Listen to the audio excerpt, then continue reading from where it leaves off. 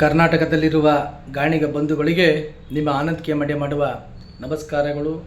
ಬಂಧುಗಳೇ, ನೋಡಿರ್ಬೋದು ಬಜೆಟಿನಲ್ಲಿ ಗಾಣಿಗ ಸಮಾಜಕ್ಕೆ ಯಾವ ಥರ ತಾರತಮ್ಯ ಮಾಡುತ್ತಿವೆ ಈ ಸರ್ಕಾರಗಳು, ಮುಖ್ಯಮಂತ್ರಿಗಳು ಅಂತ. ಆದ್ದರಿಂದ ಗಾಣಿಗ ಸಮಾಜದ ಬಂಧುಗಳಿಗೆ ಒಂದು ಕಿವಿ ಮಾತು ಹೇಳೋಕ್ಕೆ ಇಷ್ಟಪಡ್ತಿದ್ದೇನೆ. ನಮ್ಮ ಗಾಣಿಗ ಸಮಾಜದ ನಾಯಕರುಗಳು ಯಾರೊಬ್ಬರು ಧ್ವನಿ ಎತ್ತಾ ಇಲ್ಲ. ನಮಗೆ ಬಹಳ ಬೇಜಾರಾಗಿದೆ. ಆದ್ದರಿಂದ ನಾವು ಇನ್ನು ಮುಂದೆ ನಮ್ಮ ಗಾಣಿಗ ಸಮಾಜವನ್ನು ಎಷ್ಟಿಗೆ ಸೇರಿಸಿ ಅಂತ ಹೋರಾಟ ಮಾಡಬೇಕು ಅಂತ ಅಂದ್ಕೊಂಡಿದ್ದೇವೆ.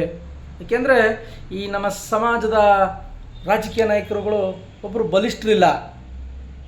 ಯಾರು ಸರ್ಕಾರಕ್ಕೆ ಒಂದು ಬಿಸಿ ಮುಟ್ಟು ಕೆಲಸ ಮಾಡಿ ಗಾಣಿಗ ಸಮಾಜಕ್ಕೆ ಅಭಿವೃದ್ಧಿ ನಿಗಮಕ್ಕೆ ಅನುದಾನ ಇರಬಹುದು, ಹಲವಾರು ಕುಂದುಕೊರತೆಗಳನ್ನು ಈಡೇರಿಸಲು ಒಬ್ಬ ನಮ್ಮ ರಾಜಕೀಯ ಧೀಮಂತ ನಾಯಕರು ಯಾರೂ ಇಲ್ಲ ಅಂತ ಹೇಳಲಿಕ್ಕೆ ಇಷ್ಟಪಡ್ತಿದ್ದೇನೆ. ಹಾಗೂ ನಮ್ಮ ಸಮಾಜದ ಸ್ವಾಮಿಗಳು ಒಬ್ಬರೂ ಇಲ್ಲ.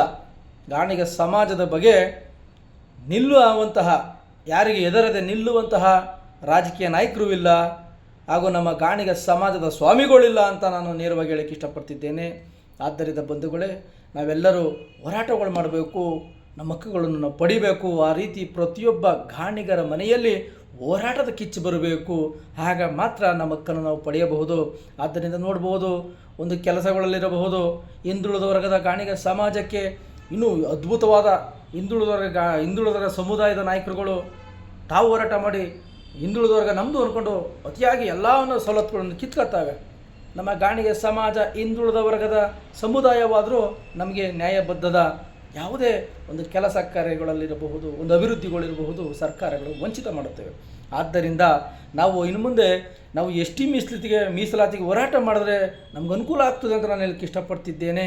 ಆದ್ದರಿಂದ ನಮ್ಮ ಗಾಣಿಗರ ಧ್ವನಿಯ ಯೂಟ್ಯೂಬ್ನಲ್ಲಿ ನಾನು ಈ ಮಾತನ್ನು ಹೇಳ್ತಿದ್ದೇನೆ. ನಿಮ್ಮ ಅನಿಸಿಕೆಗಳನ್ನು ತಿಳಿಸಿ ಬಂಧುಗಳೇ. ನಾವು ಹೇಳೋದೊಂದೇ, ಬಡತನವನ್ನು ಕಂಡಿದ್ದೇವೆ, ಬಡವರಿಗಾಗಿ ನಾವೆಲ್ಲರೂ ದುಡಿಯೋಣ.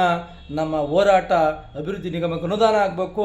ಇನ್ನು ಮುಂದೆ ನಮ್ಮ ಗಾಣಿಗ ಸಮಾಜವನ್ನು 2A ಇಂದ ಎಷ್ಟಿಗೆ ಸೇರಿಸಿ ಅಂತ ಹೋರಾಟ ಮಾಡಬೇಕು ಅಂತ ಅಂದ್ಕೊಂಡಿದ್ದೇವೆ. ನಿಮ್ಮ ಅನಿಸಿಕೆಗಳನ್ನು ತಿಳಿಸ್ಬೇಕಂತ ಈ ಮುಖಾಂತರ ನಾನು ತಿಳಿಸುತ್ತಾ ನನ್ನ ಮಾತಿಗೆ ವಿರಾಮ ಹೇಳ್ತಿದ್ದೇನೆ ಬಂಧುಗಳೇ. ಗಾಣಿಗ ಗಾಣಿಗ ಜೈ ಜೈ ಗಾಣಿಗ.